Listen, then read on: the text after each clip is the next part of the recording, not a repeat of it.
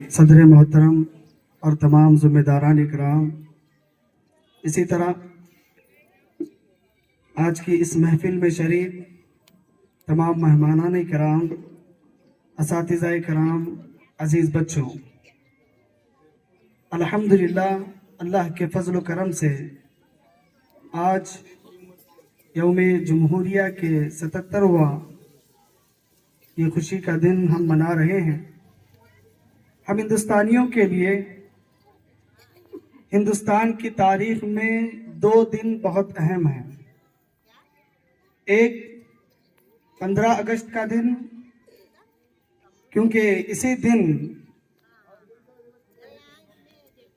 1947 को हमारा मुल्क अंग्रेज़ों की गुलामी से आज़ाद हुआ था।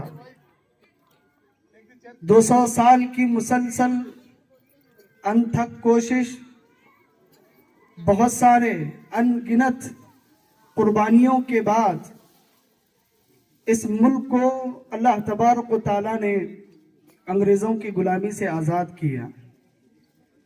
दूसरा दिन 26 जनवरी का दिन हिंदुस्तान की तारीख में हमारे लिए खुशी का दिन है, क्योंकि इसी दिन हमारे मुल्क का अपना कानून, अपना दस्तूर, संविधान बना।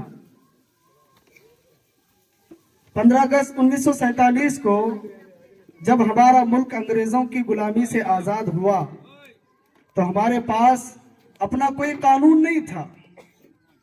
कई दिनों तक अंग्रेज़ों के बनाए हुए कानून ही को फॉलो किया गया, उसी के मुताबिक फैसले किए गए। लेकिन बाद में हमारी कौम के बड़े बड़े रहनुमाओं ने मिलकर के मशवरा किया। डॉक्टर भीमराव अंबेडकर की सदारत में कई कमेटियां बनाई गई। फिर उसके बाद मुसलसल कोशिश के बाद एक बेहतरीन कानून बनाया गया। हमारे पास कोई अपना कानून आज़ादी के बाद नहीं था। आज़ादी के वक्त एक बात अक्सर लोगों को चुभती है और तकलीफ होती है उनको, जब हम ये कहते हैं कि हम मुसलमानों ने इस मुल्क के लिए बड़ी कुर्बानियां दी हैं, हम मुसलमानों ने इस मुल्क के लिए बहुत तकलीफें उठाई हैं। वो लोग हंसते हैं, मजाक उड़ाते हैं। एक सोचने वाली बात है, अकल रखने वाले के लिए ये बात बहुत आसान है समझने के लिए। हमारा सवाल है कि अंग्रेजों ने इस मुल्क को किनके हाथों से छीना था? जिस वक्त अंग्रेज मुल्क में आए 1760-61 का वो वक्त, जब उनके कदम यहाँ पर जमने लगे, पहला काफिला उनका यहाँ पर हिंदुस्तान में आया, तो उस वक्त हिंदुस्तान के अंदर किसकी हुकूमत थी? हाँ, ये अलग बात है कि मुसलमानों की हुकूमत थी, सब टुकड़े टुकड़ों में बटे हुए थे। महाराष्ट्र में मराठों की हुकूमत थी और इसी तरह दिल्ली में मुगलों की हुकूमत थी। सब टुकड़ों टुकड़ों में बटे हुए थे। यही वजह है कि अंग्रेजों को, हम लोगों को बांटने और काटने में जो है बड़ी आसानी हुई, एक दूसरे को लड़ाते रहे। लेकिन अक्सर मेजोरिटी जो हुकूमत की थी वो मुसलमानों की थी। तो यकीनन अंग्रेजों के सबसे पहले दुश्मन हम मुसलमान थे और अंग्रेजों से लड़ने वाले सबसे पहले टीपू सुल्तान थे। कई एक जंगें आप तारीख उठा करके देखें, तकरीबन 5 जंगें टीपू सुल्तान रहमतुल्लाह अलैह ने अंग्रेजों से लड़ी हैं। तो यही वजह हम कहते हैं कि हम मुसलमानों ने ज्यादा कुर्बानियां दी हैं या हम मुसलमान के साथ ज्यादा लड़े हैं, ये लॉजिकली बात है। तो मेरे भाइयों, जब मुल्क आजाद हुआ तो हमारा अपना कोई दस्तूर, अपना कोई कानून नहीं था। हमारे कौम के बड़े बड़े रहनुमाओं ने मिलकर के मशवरा किया।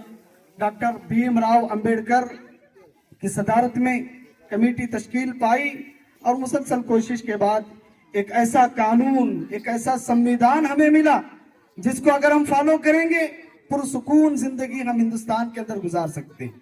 आज हमारे मुल्क की आबो हवा जो खराब हो रही है, आज हमारे मुल्क में अफरा तफरी, जातवादी और इसी तरह भेदभाव, आपस में नफरतें, झगड़े, नाइत्तेफाकियां जो हो रही हैं, हम अलल ऐलान कहते हैं कि संविधान की साथ खिलाफ वर्जी या संविधान को ना मानने की वजह से। संविधान बनाया गया है ताकि इस मुल्क में अमन और अमान कायम रह सके। अगर सब मिलकर के उस संविधान को मानेंगे اس کے برابر چلیں گے تو انشاءاللہ ہمارا ملک پرامن پرسکون رہے گا، ہر ایک یہاں پر خوش رہ سکتا ہے۔ اور سنویدھان کے تعلق سے مجھے سننے میں آیا کہ سنویدھان کا جو پہلا ایکٹ ہے، پہلا قانون ہے، اس کے اندر یہ لکھا گیا کہ ہندوستان کے اندر مذہبی معاملات میں ہر کوئی آزاد ہوگا، کیونکہ عام طور پر اختلاف، انتشار، لڑائی جھگڑے مذہب کو لے کر کے ہوتے ہیں۔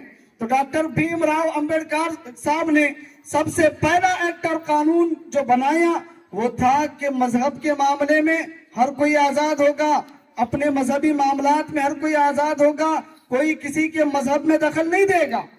اور آج ملک کی آب و ہوا خراب کرنے کے لیے سب سے پہلے جو خلاف ورزی کی جاتی ہے، جس بات کو لے کر کے آپس میں جھگڑا لگایا جاتا ہے، وہ مذہبی کو لے کر کے لڑایا جاتا ہے۔ تو شروعات ہی سے ہم جو ہے سنویدھان کے خلاف چل رہے ہیں، سنویدھان کو توڑ رہے ہیں، تو پھر ہمارے ملک میں امن و امان کیسے قائم ہوگا؟ تو اسی لیے اس ملک کے امن و امان کو باقی رکھنے کے لیے سنویدھان کی پابندی کریں، اس کے مطابق اپنی زندگی ہندوستان میں گزارنے کی کوشش کریں، ہر طرف امن و امان قائم ہوگا۔ بس انہی چند کلمات پر میں اپنی بات کو ختم کرتے ہوئے اور ایک مرتبہ آخر میں اس اسکول کے صدر محترم تمام ذمہ داران کا میں شکر گزار ہوں کہ آپ نے مجھے یہاں پر بلا کر کے میری جو ہمت افزائی کی اور مجھے کچھ جملے کہنے کا موقع دیا۔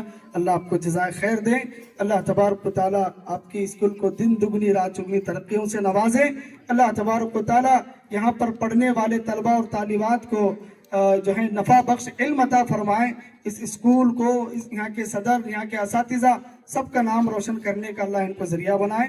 آمین۔ والسلام علیکم ورحمۃ اللہ وبرکاتہ۔